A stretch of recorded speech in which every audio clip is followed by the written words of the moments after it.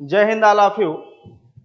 Current affair की class start होने जा रही है और हम आप करंट अफेयर में जो लास्ट लेक्चर में पढ़ चुके हैं अब उससे आगे बढ़ेंगे। और ये करंट अफेयर्स के हमारे वो क्वेश्चंस हैं जिस टाइप के क्वेश्चन आपके पेपर में पूछे जाते हैं, एकदम वही पेपर, वही क्वेश्चंस, वही टॉपिक जैसे आजकल पेपर में पूछे जाते हैं उसी तरह से हम आप इनको डिस्कस करेंगे।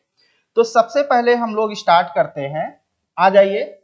जैसा कि आपको हम बता चुके हैं कि हम आप जिस जिस दिन करंट अफेयर की जो क्लासेस हम लोग करेंगे उसके आसपास अगर कोई इंपॉर्टेंट कोई डे है जो सेलिब्रेट किया गया है, चाहे वो कोई इनिशिएटिव से रिलेटेड हो, चाहे वो सोशल इनिशिएटिव हो, चाहे पॉलिटिकल इनिशिएटिव हो, है ना, या इन्वायरमेंट से रिलेटेड इनिशिएटिव हो, उसको हम लोग जो है वो जरूर पढ़ेंगे। क्योंकि ऐसे एक एक दिन करके के आपके सारे इस टाइप के क्वेश्चन जो पूछे जाते हैं वो आपके सॉल्व हो जाएंगे। इसमें दो टाइप के क्वेश्चन आते हैं, ऑलरेडी आप जानते हैं। एक तो डायरेक्ट वो डे पूछा जाता है कि ये डे जो है कब मनाया गया था, और दूसरा उसकी थीम पूछी जाती है। हम आप ये दो चीज जो है वो पढ़ते हैं।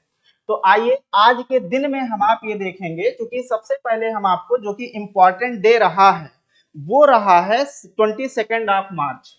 हम आप बात किसकी करेंगे? तो हम आप मार्च की बात करेंगे, मतलब कि हम आप बात करेंगे 22 ऑफ मार्च 2025 की। हम आप बात करेंगे कब की बात करेंगे? तो हम आप बात करेंगे 22 मार्च 2025 की। ये डेट आपके लिए बहुत इंपॉर्टेंट है और ये पेपर के लिए इंपॉर्टेंट है। ये डेट 22 मार्च को जो दिन मनाया जाता है, जो डे हम आप सेलिब्रेट करते हैं, वो डे होता है जिसे कहा जाता है इंटरनेशनल डे ऑफ वाटर या इंटरनेशनल वाटर डे। तो ध्यान दीजिए, हम आप ये पढ़ेंगे इंटरनेशनल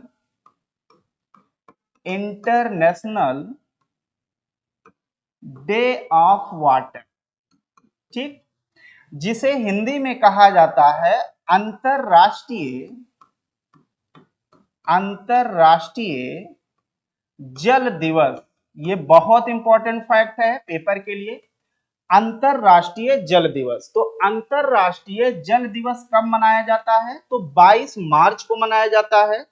22 मार्च या 22 मार्च को सेलिब्रेट किया जाता है as a international day of water के रूप में। तो एक आपके लिए इंपॉर्टेंट फैक्ट्स ये हो जाता है।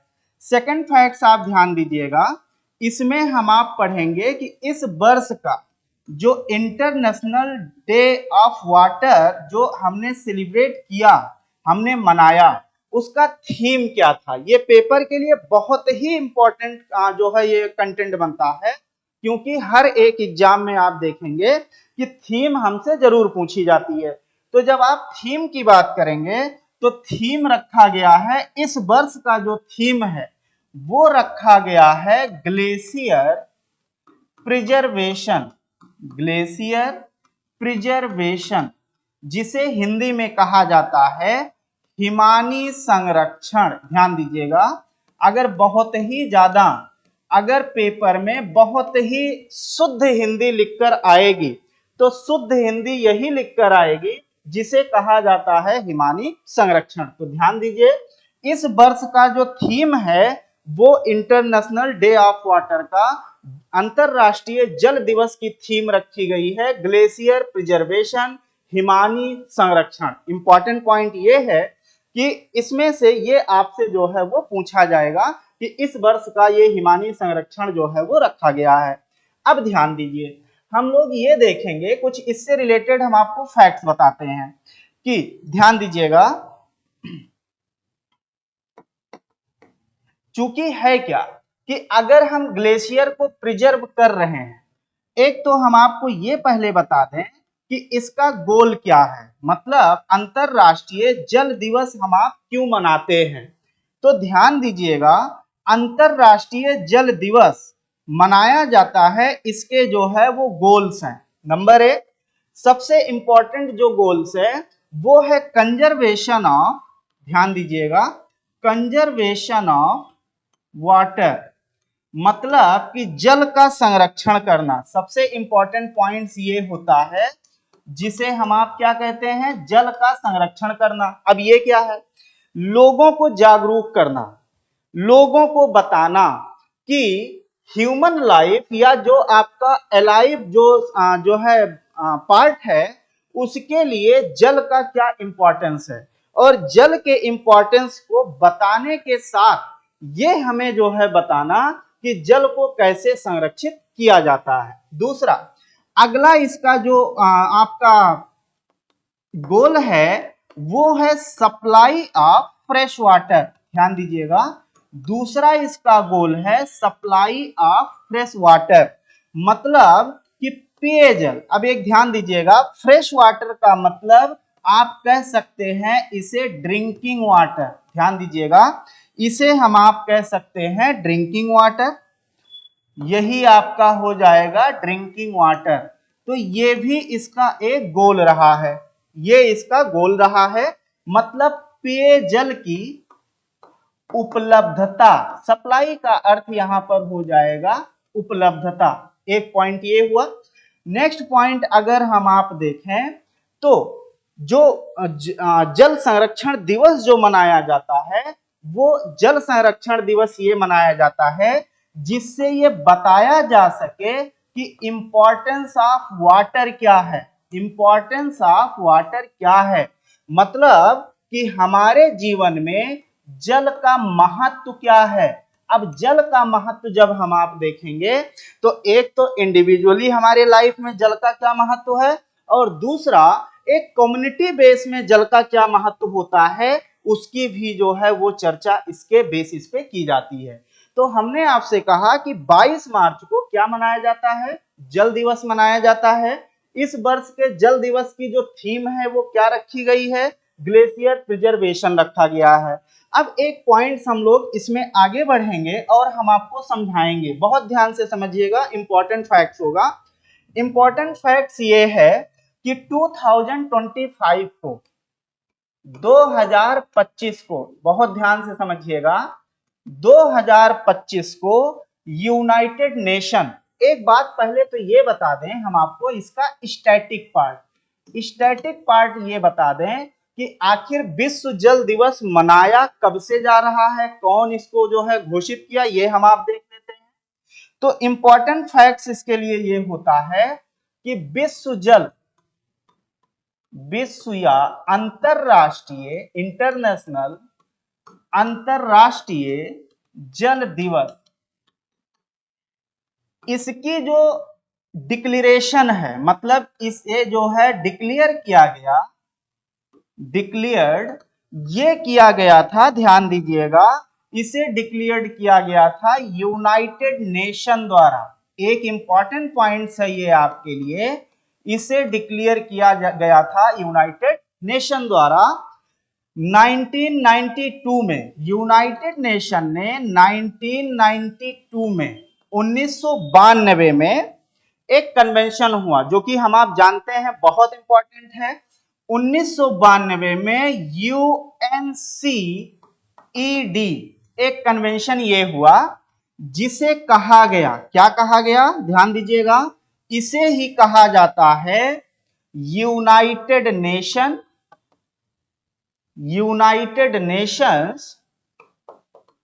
Nations conference on environment and development.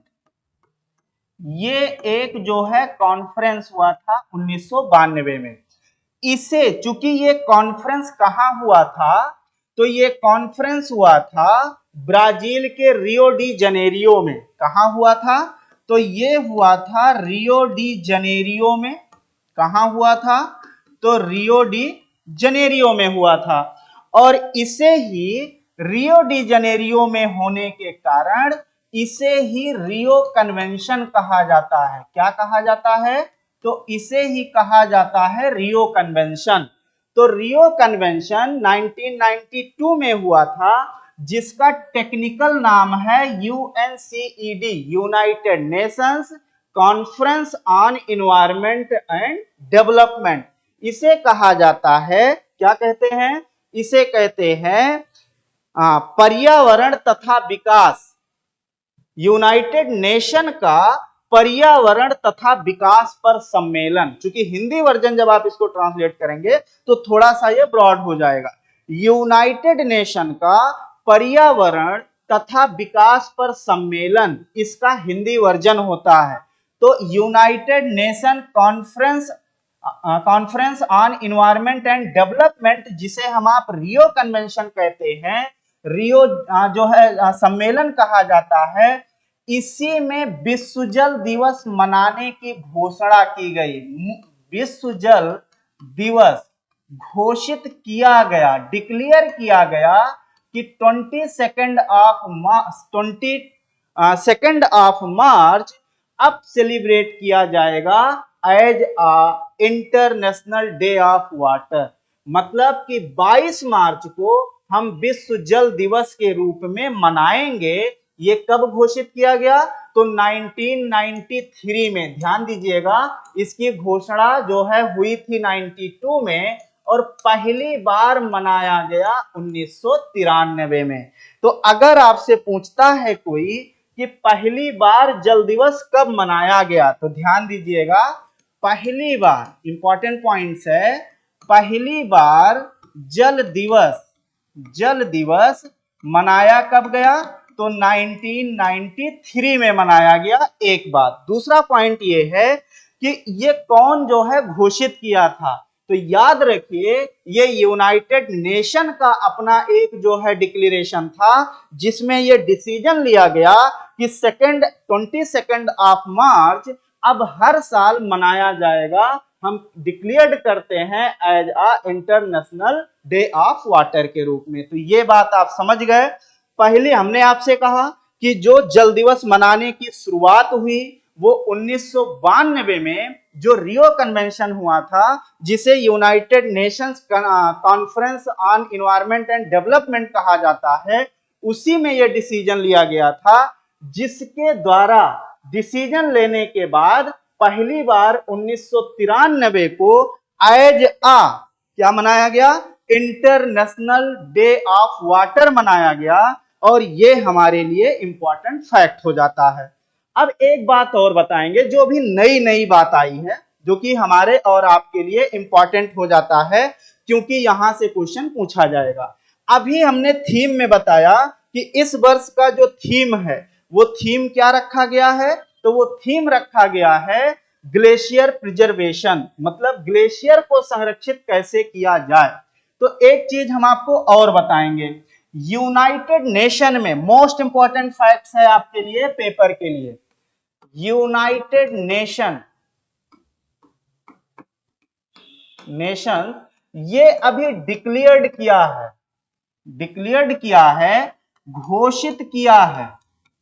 अब डिक्लेयर्ड क्या किया है, घोषित क्या किया है? ध्यान दीजिएगा, घोषित ये किया है कि 2025 को, इंपॉर्टेंट लाइन है, 2025 को मनाया जाएगा ईयर ऑफ, इंपॉर्टेंट लाइन है, ईयर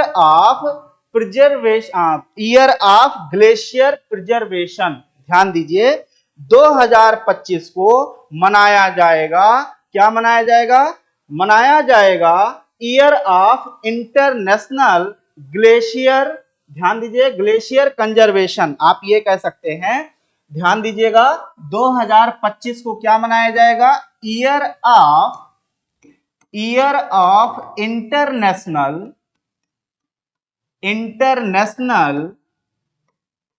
ग्लेशियर कंजर्वेशन।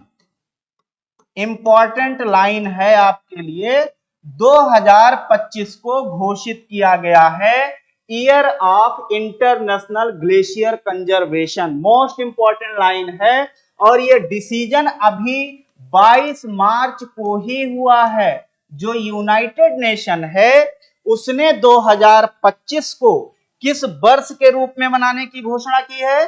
तो घोषित किया है year of international glacier conservation. मतलब कि 2025 को हम ग्लेशियर को कैसे प्रोटेक्ट करें, ग्लेशियर को कैसे बचाएं, उसके वर्ष के रूप में इसको घोषित किया गया है। इंपॉर्टेंट लाइन ये है। तो 2025 को यूनाइटेड नेशन, ये भी इंपॉर्टेंट रखना है कि कौन सी संस्था इसको घोषित किया है। तो वो संस्था आपकी कौन है? वो संस्था है आपकी यूनाइटेड नेशन। तो 2025 को किस रूप में मनाया जाएगा? 2025 को मनाया जाएगा ईयर ऑफ, क्या मनाया जाएगा? Year of international glacier conservation. ये 2025 के रूप में जो है वो मनाया जाएगा। नेक्स्ट पॉइंट हम लोग ये देखेंगे कि यूनाइटेड नेशन आपका प्रतिवर्ष हर साल एक रिपोर्ट जारी करती है, और जो हर साल रिपोर्ट जारी करती है जिसे हम आप वाटर कंजर्वेशन रिपोर्ट कहते हैं। इंपॉर्टेंट लाइन है जो कि हमारे एग्जाम के लिए ध्यान दीजिएगा। यूनाइटेड नेशन प्रतिवर्ष, क्योंकि हम आप बात कर रहे हैं यूनाइटेड नेशन की, यूनाइटेड नेशंस प्रतिवर्ष, ध्यान दीजिएगा, ये प्रतिवर्ष एक रिपोर्ट जारी करती है जिसे कहा जाता है ग्लोबल वाटर रिपोर्ट। ध्यान देना है, ग्लोबल वाटर रिपोर्ट, जिसे कहा जाता है विश्व जल रिपोर्ट। अब इस रिपोर्ट में क्या होता है? ये प्रतिवर्ष हर साल यूनाइटेड नेशन ये रिपोर्ट निकालता है कि किस क्षेत्र में जल की कमी हो रही है, कहां पर जल का जो वाटर का लेवल है वो धीरे धीरे कम हो रहा है, किस क्षेत्र में, विश्व के किस क्षेत्र में जल की जो है वो कमी है, कहां के लोगों को पेयजल नहीं मिल रहा, ड्रिंकिंग वाटर की प्रॉब्लम है। इन सभी को लेकर के एक्युमुलेटेड फॉर्म में एक कंप्रीहेंसिव तरीके से रिपोर्ट जारी किया जाता है यूनाइटेड नेशंस के द्वारा। और ये जो रिपोर्ट आती है, ये रिपोर्ट आप मानकर चलिए कि ये विश्व जल दिवस के दिन ही जारी होती है। मतलब जो ग्लोबल या जो इंटरनेशनल डे ऑफ वाटर है, उसी दिन ये रिपोर्ट जारी की जाती है। और ये रिपोर्ट पिछले जो एक वर्ष था, उस एक वर्ष में वाटर को लेकर के ये रिपोर्ट आपकी फाइनली जो है वो क्या की जाती है? तैयार की जाती है। तो आपके लिए ये इंपॉर्टेंट हो जाता है कि जो ग्लोबल वाटर रिपोर्ट है या इंटरनेशनल वाटर रिपोर्ट, अब ये वाटर रिपोर्ट आई हुई है तो इस वर्ष का कौन सा होगा? 2025 का होगा। ये रिपोर्ट कौन जारी करता है? तो ये रिपोर्ट कौन जारी करता है? तो ये रिपोर्ट जारी करने का काम कौन करता है? यूनाइटेड नेशन करता है, जो कि हमारे लिए बहुत ही इंपॉर्टेंट जो है ये पॉइंट्स आपका हो जाता है। अब ध्यान दीजिए, इसमें अगर हम लोग देखें जो 21 ऑफ मार्च है, एक इंपॉर्टेंट फैक्ट तो हम आपको ये बता दें कि जो ग्लेशियर, अभी हमने आपको ग्लेशियर की बात बताई, जो कि 2025 को हमने जो है क्या घोषित किया है? वो इंटरनेशनल डे घोषित किया है। वो भी किसके लिए? तो ग्लेशियर के लिए। अब एक पॉइंट हम आपको यहां पर ये बताना चाहते हैं कि जो 21 मार्च है, जिसके दिन हम लोग क्या करते हैं? वन दिवस मनाते हैं। 21 मार्च को यूनाइटेड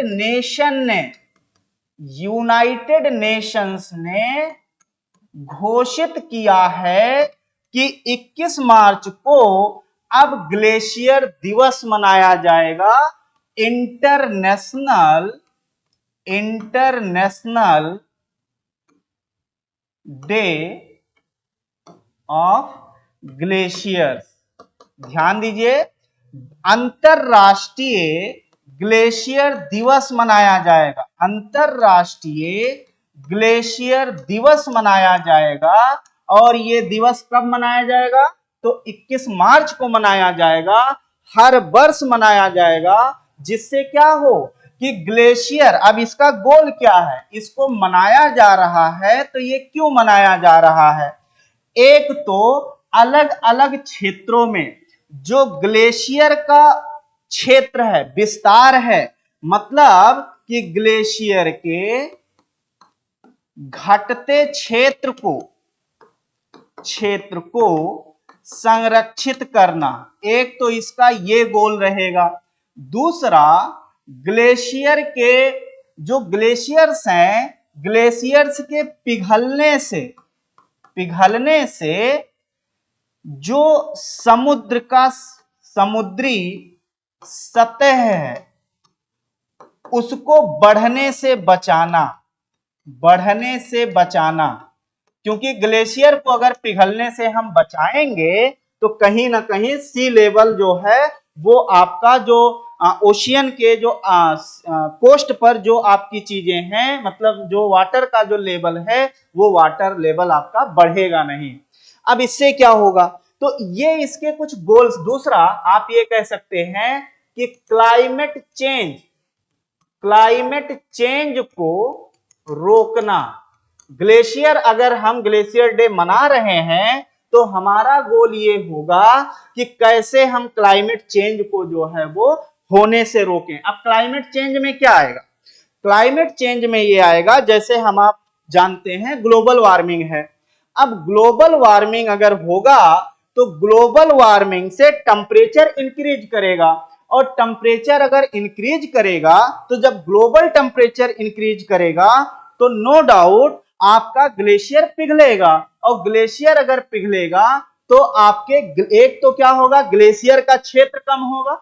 ग्लेशियर का अगर क्षेत्र आपका कम हो जाएगा तो जो आपकी स्नोफेड रिवर्स होती हैं, स्नोफेड रिवर्स मतलब हुआ कि जो हिमानीकृत नदियां होती हैं, वो बड़ी बड़ी नदियां जो कहां से निकलती हैं, जो बड़े बड़े जो है ग्लेशियर से निकलती हैं, वो सारी नदियां आपकी धीरे धीरे उनका जो वाटर सोर्स है वो वाटर सोर्स धीरे धीरे क्या हो जाएगा, वो आपका जो है कम हो जाएगा। और आने वाले समय में जो नदियां आपकी हमेशा जो आपकी बह रही हैं, जिनमें पानी की उपलब्धता हमेशा बना है, वो पानी की उपलब्धता क्या हो जाएगा, वो कहीं ना कहीं बाधित होगा, जिससे नदियों पर उसका नकारात्मक प्रभाव देखने को मिलेगा। दूसरा, अगर ग्लोबल वार्मिंग बढ़ रहा है, टेम्परेचर बढ़ रहा है, तो नदियों का अगर पानी बढ़ेगा, नदियों में अगर पानी बढ़ जाएगा एक समय अंतराल, मतलब एक किसी जो है सर्टेन जो है ड्यूरेशन में,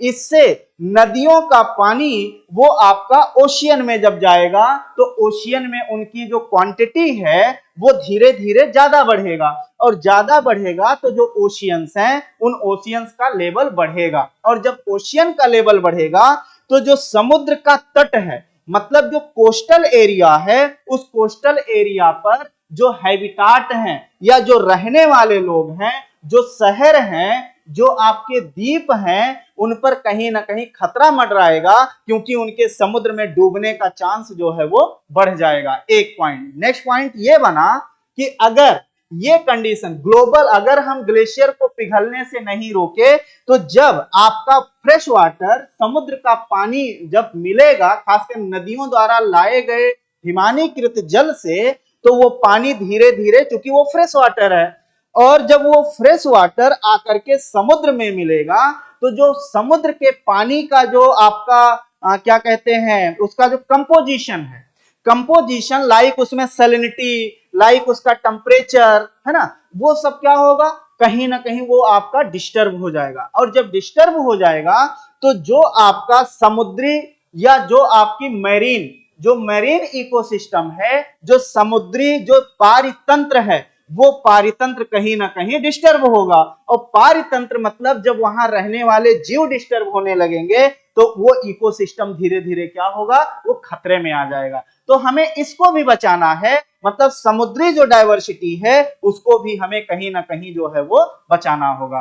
तो ये कुछ आपके जो आप अभी हमने कहा कि यूनाइटेड नेशन ने 21 मार्च को किसके रूप में मनाने की शुरुआत की है, इंटरनेशनल डे ऑफ ग्लेशियर, मतलब कि वह दिन जब हम क्या करेंगे, ग्लेशियर दिवस मनाएंगे, ग्लेशियर को प्रोटेक्ट करेंगे, ग्लेशियर का हम कंजर्वेशन करेंगे, इसके रूप में यह दिवस घोषित किया गया। और वो दिवस किस दिन मनाया जाएगा, 21 मार्च के दिन। ये किस संस्था ने घोषित किया, तो यूनाइटेड नेशन ने। हमारे लिए काफी इंपॉर्टेंट जो है ये पॉइंट्स हो जाता है, ये हम आप ध्यान में रखेंगे।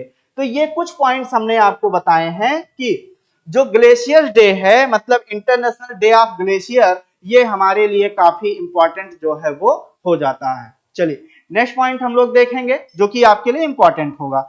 अभी हमने आपको एक बात बताई थी, क्या बताई थी कि हर साल यूनाइटेड नेशन वाटर से रिलेटेड आपका जो है क्या जो है जारी करता है, रिपोर्ट जारी करता है। अभी यहां पे हमने आपको बताया था विश्व जल रिपोर्ट, ध्यान दीजिए। तो जो विश्व जल रिपोर्ट 2025 है, जो कि हमारे लिए जो है ये काफी इंपॉर्टेंट हो जाता है, ये हमारे लिए बहुत इंपॉर्टेंट है। इसकी जो थीम है, इस रिपोर्ट का जो थीम है, मतलब आप कह सकते हैं इस रिपोर्ट का जो टाइटल है, जो विषय है, टाइटल मतलब हिंदी में देखें तो विषय भी लिख कर आ सकता है। इसका जो विषय है हमारे लिए काफी इंपॉर्टेंस रखता है। इसका विषय है वाटर टावर्स, ध्यान दीजिएगा, इसका विषय है वाटर टावर्स, ऐसे वाटर टावर्स, माउंटेन्स, ध्यान दीजिएगा, माउंटेन्स एंड ग्लेशियर्स, इसका जो है क्या है, वो आपका इसका थीम है। क्या थीम है? तो water towers, mountains and glaciers. भाई वाटर, अब इसका संबंध वही है कि माउंटेन पे ग्लेशियर पाए जाते हैं और ये वाटर टावर के रूप में, मतलब वाटर के सोर्स के रूप में ये जो है आपका जो है ये टाइटल दिया गया है। तो अगर आपसे पूछा जाए कि global water report, global water report कौन जारी करता है, तो याद रखिए यूनाइटेड नेशन जारी करता है। इस वर्ष की जो रिपोर्ट जारी हुई है उसका थीम क्या रखा गया है, water towers, mountains and glacier. और ये आपका किस दिन रिपोर्ट बेसिकली जारी की जाती है, तो कोशिश होती है कि जो आपका जल दिवस है, विश्व जल दिवस, ग्लोबल जो वाटर डे है, उसके दिन इस रिपोर्ट को जो है वो जारी किया जाए। ये आपके लिए बहुत ही इंपॉर्टेंट टॉपिक था और इससे रिलेटेड जितनी चीजें, जितने भी क्वेश्चंस आपके बन सकते हैं, वो सारे के सारे हमने आपको यहाँ पर बता दिया। तो इतनी चीजें हम लोग समझ चुके हैं। अब जस्ट हम आपको बढ़ेंगे, हम लोग जो है वो आगे हम लोग देखेंगे 23 मार्च, 22 मार्च की बात हुई, 23 मार्च, क्योंकि 23 मार्च का स्पेसिफिक कोई इंपॉर्टेंस वैसा नहीं है, लेकिन इंपॉर्टेंस हिस्ट्री के पॉइंट ऑफ व्यू से है और वो हम आप ऑलरेडी पढ़ते आते हैं। शहीद दिवस मनाया जाता है या बलिदान दिवस मनाया जाता है, जिसमें भगत सिंह, सुखदेव और बटुकेश्वर दत्त को क्या किया गया था, तो फांसी दी गई थी, उसके रूप में शहीद दिवस के रूप में जो है वो मनाया जाता है। हम आप बात करेंगे जो कि है 24 मार्च, ध्यान दीजिएगा, हम आप बात किसकी करेंगे, तो बात होगी 24 मार्च की। इंपॉर्टेंट पॉइंट है 24 मार्च, 24th ऑफ मार्च। अब 24 मार्च जो है, मार्च 24, ये किस रूप में मनाया जाता है, तो जो 24 मार्च है इसे मनाया जाता है global tuberculosis day, that is आप कह सकते हैं विश्व या अंतरराष्ट्रीय अंतरराष्ट्रीय अंतरराष्ट्रीय टीबी दिवस, अंतरराष्ट्रीय टीबी दिवस, जिसे कहा जाता है इंटरनेशनल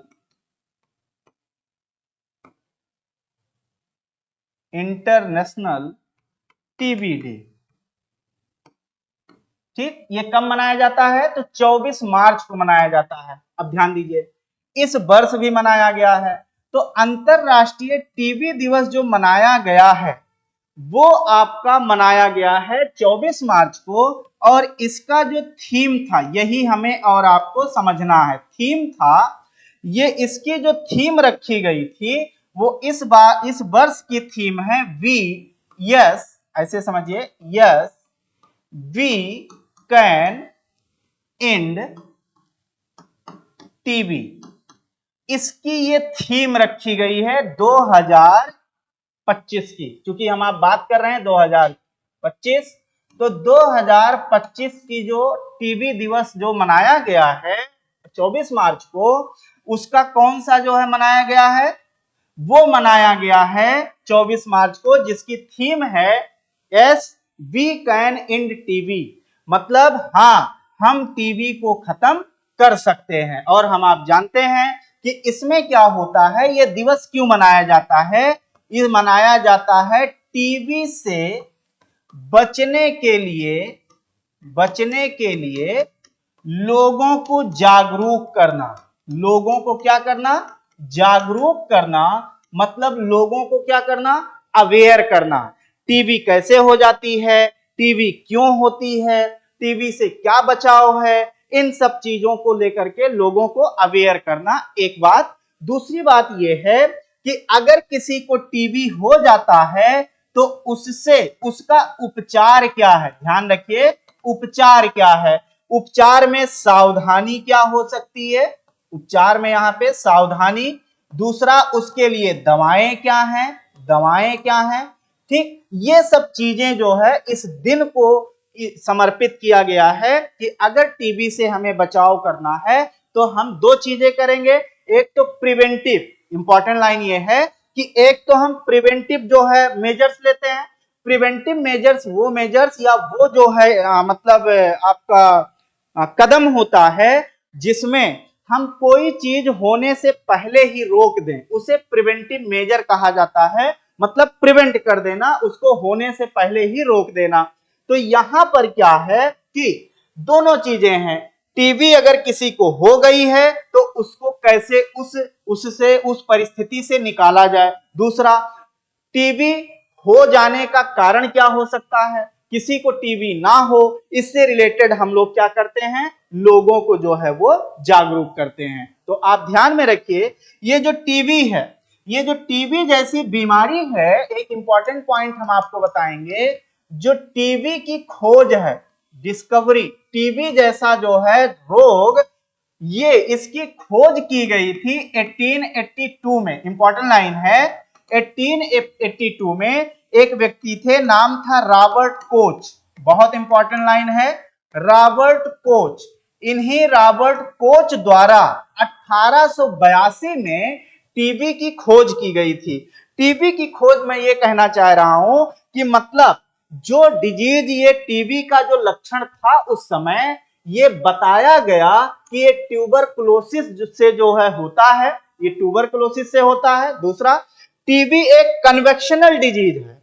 कन्वेक्शनल डिजीज मतलब होता है कि जो एक व्यक्ति से दूसरे व्यक्ति में ट्रांसफर हो जाए, ऐसे रोग, ऐसे डिजीज को कहा जाता है कन्वेक्शनल डिजीज। और कन्वेक्शनल डिजीज में क्या हुआ कि ये कन्वेक्शनल है, दैट इज एक व्यक्ति से दूसरे व्यक्ति में फैलने की संभावना जो है वो बनी रहती है। अब कैसे, अगर टीबी एक व्यक्ति को है तो उसके छींकने से, ध्यान दीजिएगा, उसके द्वारा यूज किए गए टॉवल से या उसके द्वारा यूज किए गए जो है रुमाल से, उसके द्वारा यूज किए गए पानी से, इस तरीके से जो है वो डिजीज दूसरे व्यक्ति में क्या करेगा, ट्रांसफर हो जाता है। तो टीबी की खोज 1882 में रॉबर्ट कोच ने किया था, इसीलिए 1882 में खोज होने के कारण 1982 में 1982 जो कि 1882 में खोज किया गया था,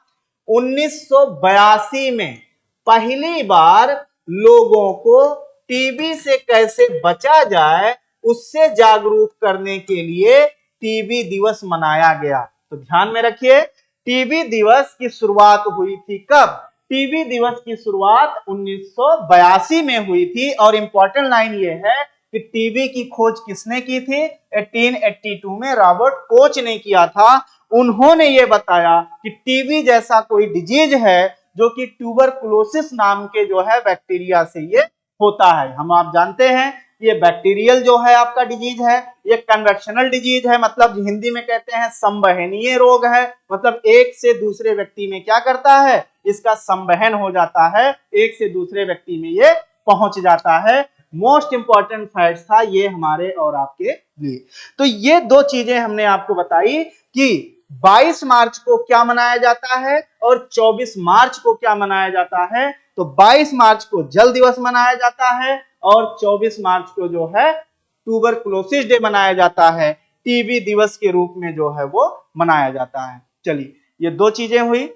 नेक्स्ट पॉइंट जो हम लोग नेक्स्ट टॉपिक देख रहे हैं, बहुत इंपॉर्टेंट टॉपिक है, और ये जो टॉपिक है आपका, चूंकि हमारे करंट अफेयर के जितने भी टॉपिक्स आपको मिलेंगे वो हो सकता है पार्लियामेंट में किसी मिनिस्टर या मंत्री के द्वारा दिया गया जवाब हो, या पार्लियामेंट में मंत्री द्वारा रखा गया कोई रिपोर्ट हो, कोई रखा गया जो है आंकड़ा हो, उस पर आधारित होगा, या सरकार द्वारा लिया गया कोई भी जो है वो आपका इनिशिएटिव हो, उस पे होगा, क्योंकि क्वेश्चन वहीं से पूछा जाता है। अब जरा ध्यान दीजिए, हम आपको ये बताना चाह रहे हैं जो कि इंपॉर्टेंट है। अगला टॉपिक हम आप ये देख रहे हैं कि इसरो द्वारा, जो हमारे यहाँ की स्पेस एजेंसी है, इसरो द्वारा 2015 से और दिसंबर 2024 तक, ये इसरो द्वारा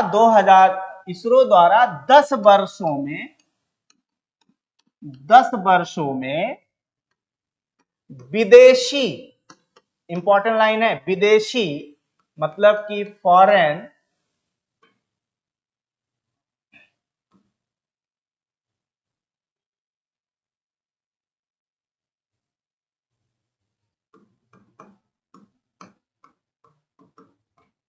फॉरेन उपग्रहों से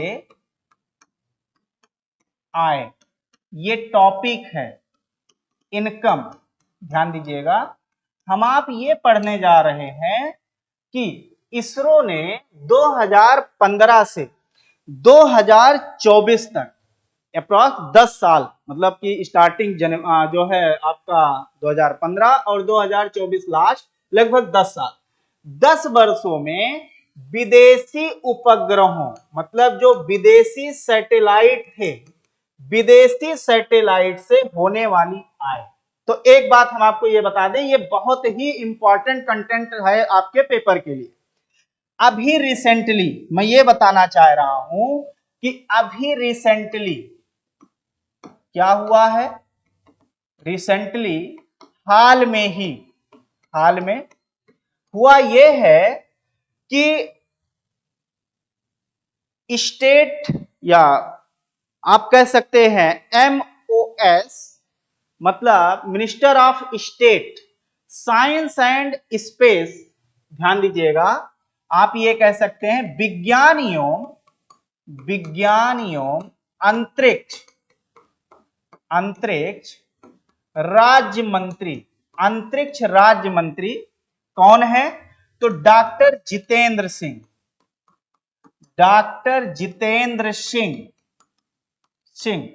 चूंकि याद रखिए, जो हमारे यहाँ साइंस है, साइंस डिपार्टमेंट मतलब कि डायरेक्ट स्पेस का जो साइंस एंड स्पेस का डिपार्टमेंट है, या जो आपका सामान्य जो मतलब आपका पर्सोनल डिपार्टमेंट है, या आपका न्यूक्लियर डिपार्टमेंट है, ये सारे के सारे प्राइम मिनिस्टर के अंडर में होते हैं। याद रखिए, वो किसी भी कैबिनेट मंत्री को नहीं दिया जाता है, क्योंकि ये इंपॉर्टेंट एक ऐसे डिपार्टमेंट होते हैं जिसके लिए प्रधानमंत्री PM अपने को खुद उसके लिए रिस्पॉन्सिबल समझता है, इसलिए वो अपने पास रखता है, इसीलिए इसके लिए कोई कैबिनेट मिनिस्टर अपॉइंट नहीं होता। लेकिन एक वो स्टेट मिनिस्टर तो हर एक कैबिनेट मंत्री के लिए जो है आपका अपॉइंट होते हैं, क्योंकि वो एज एसोसिएट काम करते हैं। तो ऐसे जो आपका विज्ञान एवं अंतरिक्ष जो है मिनिस्टर हैं, मतलब कि MOS, minister of state science and space, इसके जो राज्य मंत्री हैं वो हैं डॉक्टर जितेंद्र सिंह। इन्होंने ही अभी पार्लियामेंट में संसद में एक जवाब दिया है, एक सवाल का जवाब दिया है। एक सवाल पूछा गया था, क्वेश्चन जो है रिटन क्वेश्चन था आपका, अनस्टार्ड जो है क्वेश्चन था, उसमें इन्होंने जवाब दिया है कि भारत का जो इसरो है उसने पिछले लगभग 10 साल में विदेशी उपग्रहों को लॉन्च करके कितने रुपए की कमाई किया है। उसी रिपोर्ट को हम आप पढ़ने जा रहे हैं, जो कि बहुत ही इंपॉर्टेंट है, और ये रिपोर्ट समझिए चौंकाने वाली रिपोर्ट है, जो भारत के पॉइंट ऑफ व्यू से बहुत ही ज्यादा जो है ये सुखद रिपोर्ट है। तो आइए, हमने आपको ये बताया कि इसरो द्वारा 2015 से 2024 तक लगभग 10 वर्षों में विदेशी उपग्रहों से इनकम कितना किया है, मतलब जो फॉरेन जो आपके सैटेलाइट थे उससे कितना इनकम हुआ है। तो इस रिपोर्ट में आया क्या है, ध्यान से समझा जाए। इस रिपोर्ट में यह आया है कि भारत मतलब कि इसरो ने विश्व में लगभग, ध्यान दीजिएगा, 393 सैटेलाइट लॉन्च किया। एक पॉइंट तो ये, कितने सैटेलाइट? तो सैटेलाइट लॉन्च किए हैं, उपग्रह कितने लॉन्च किए हैं? तो 393। कितने उपग्रह लॉन्च किया इस 10 साल में? 393। इंपॉर्टेंट लाइन है, 393 जो है सैटेलाइट आपका लॉन्च किया गया है, जिसमें यूएसए के सैटेलाइट हैं, जिसमें यूके के सैटेलाइट हैं, जिसमें सिंगापुर के सैटेलाइट हैं, जिसमें यूएई के सैटेलाइट हैं। इस तरीके से इन देशों के, फ्रांस आदि देशों के भी सैटेलाइट इसमें जो है वो शामिल किए गए हैं। तो कितने सैटेलाइट लॉन्च किया इस ड्यूरेशन में? 393। 393 सैटेलाइट जो है वो लॉन्च किया गया है, किसके द्वारा? तो हमारे इसरो के द्वारा।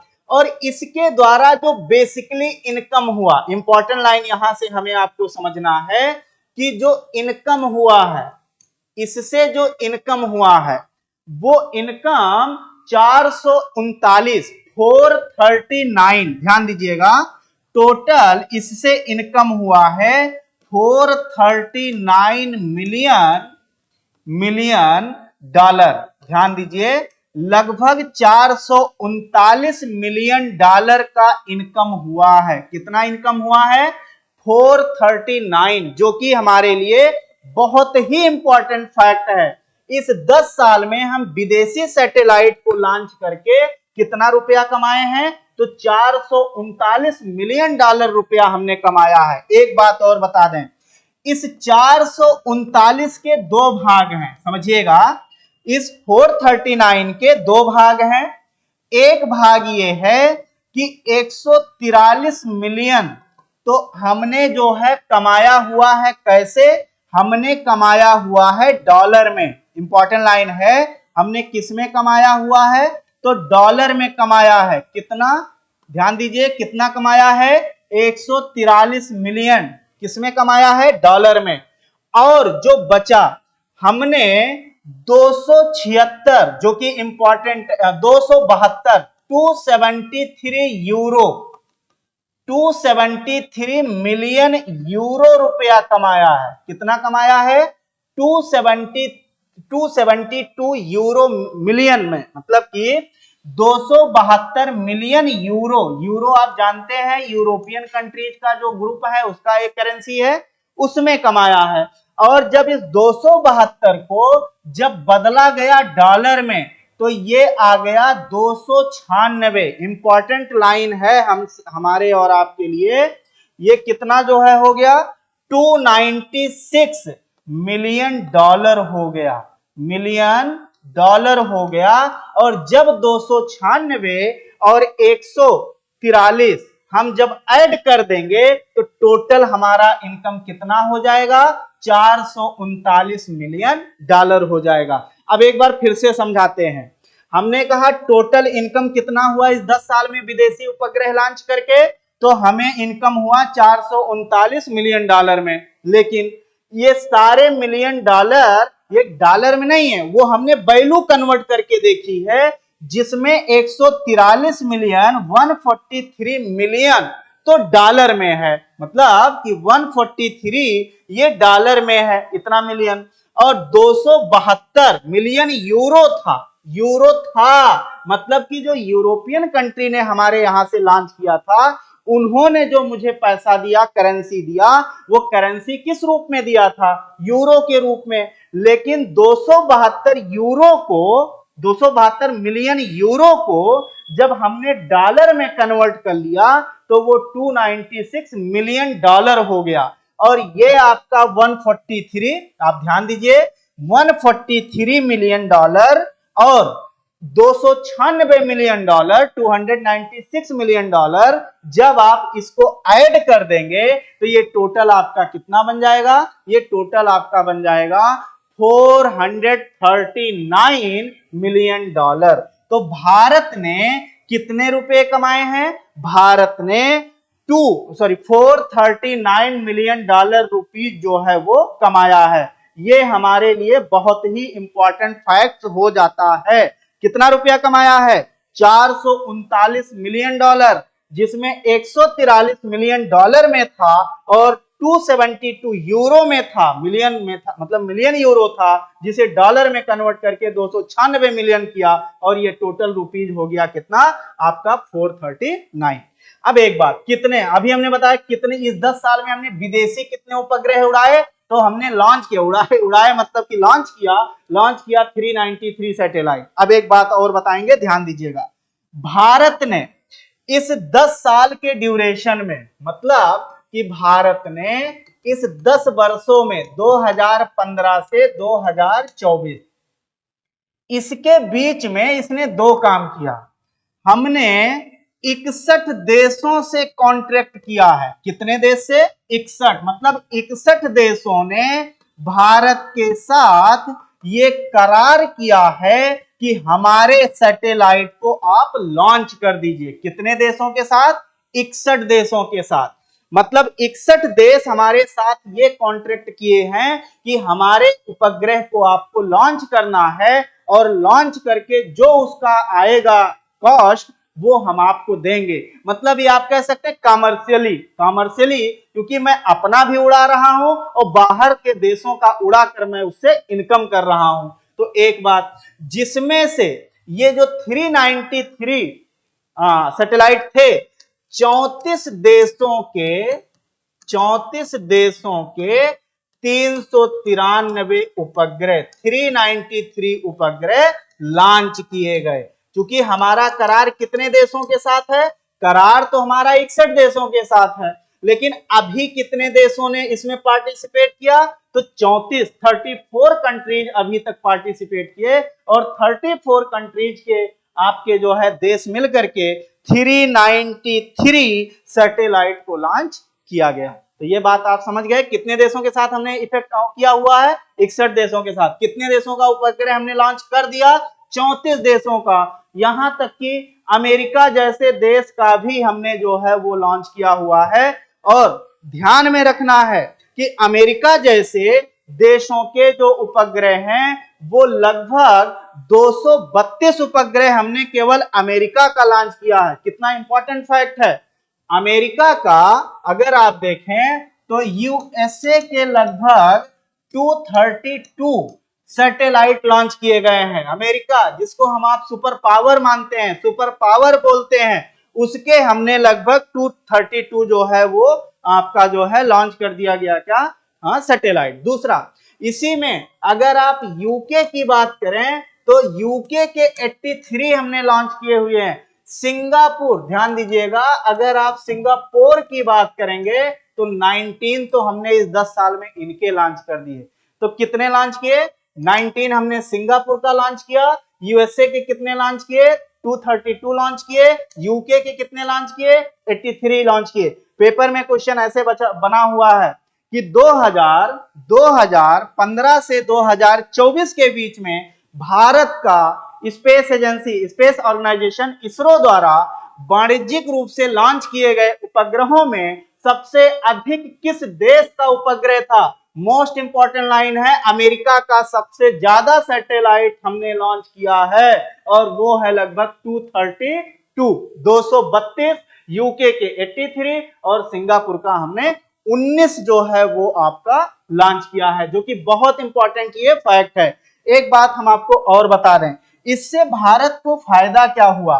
भारत को क्या फायदा हुआ, मतलब कि हमारे लिए क्या आउटकम है, भारत को क्या फायदा हुआ? नंबर 1 तो हम आप ये कह सकते हैं कि भारत स्पेस सेक्टर में ये एज अ इन्फ्लुएंस जो है वो काम करेगा। ध्यान दीजिएगा, ये हमारे लिए इंपॉर्टेंट फैक्ट हो जाएगा।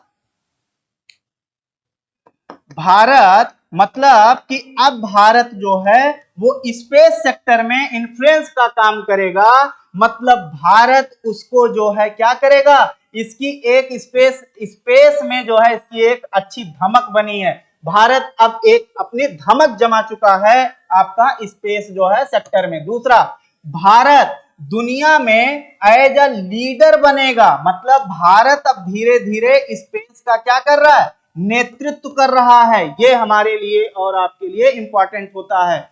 नेक्स्ट पॉइंट अगर हम आप देखें तो इससे हमारा जो है क्या होता है, हमारे आने वाले जितने भी हमारे स्पेस आप कह सकते हैं इनोवेशन है, वो सारे इनोवेशन को हमें क्या मिलेगा, एक्सीलरेशन मिलेगा। हम जो है कहीं ना कहीं हमें उसका त्वरित फायदा, मतलब उसको हम आगे बढ़ाने में क्या होंगे, वो मजबूत होंगे।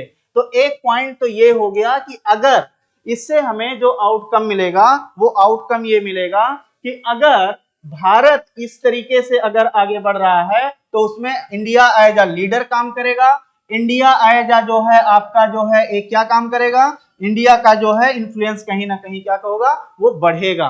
तो भारत का ये फायदा होगा। एक बात और हम आपको बताएं, ध्यान से समझिएगा कि भारत ने कई गोल किए हुए हैं कि गगनयान की बात हो रही है।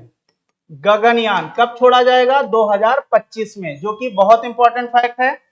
गगनयान भारत 2025 में छोड़ेगा। अगला पॉइंट यह है कि भारत स्पेस में जो इंडियन स्पेस सेंटर बनाएगा, ये सेंटर भारत बनाएगा 2035 तक। ये भी फैक्ट हमारे और आपके लिए इंपॉर्टेंट हो जाता है। थर्ड पॉइंट आपका ये हो जाएगा कि भारत मून पर मनुष्य को भेजेगा, मतलब कि मैन जो है भेजेगा, या आप कह सकते हैं, और ये हमने गोल रखा हुआ कब, 2040 में।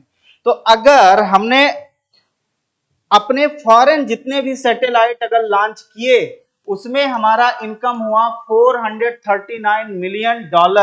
तो ये हमारे कहीं ना कहीं स्पेस से रिलेटेड जितने भी हमारे एक्टिविटी होंगी उनको क्या मिलेगा, उनको कहीं ना कहीं जो है एक एक्सीलरेशन मिलेगा, और भारत के लिए काफी इंपॉर्टेंस पॉइंट हो जाते हैं। चलिए ठीक है, अब हम लोग मिलेंगे नेक्स्ट क्लास में। इसी के साथ ये क्लास आपकी वाइंड अप होती है और अगली क्लास में इंपॉर्टेंट फैक्ट्स हम लोग जो है वो करेंगे। थैंक यू, जय हिंद।